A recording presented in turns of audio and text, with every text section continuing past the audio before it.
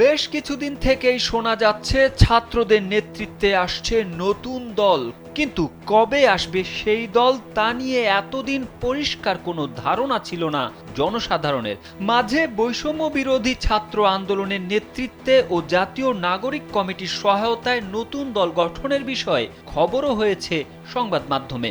জনশক্তি নামে ওই দল করার খবর আসার পর জাতীয় কমিটির পক্ষ থেকে বলা হয়েছিল এ নামে দল করা নিয়ে আলোচনা বা সিদ্ধান্ত হয়নি। তবে শুক্রবার জাতীয় নাগরিক কমিটির মুখ্য সংগঠক সার্জিস আলম জানিয়েছেন আগামী 2 মাসের মধ্যে দেশে একাধিক রাজনৈতিক দল আসবে। পঞ্চগড় সরকারি অডিটোরিয়ামে পঞ্চগড় রাইজিং শীর্ষক মতবিনিময় সভায় তিনি একথা বলেন। স্যান্ডেলিনা সো, রূপচর্চায় আভিজাত্য।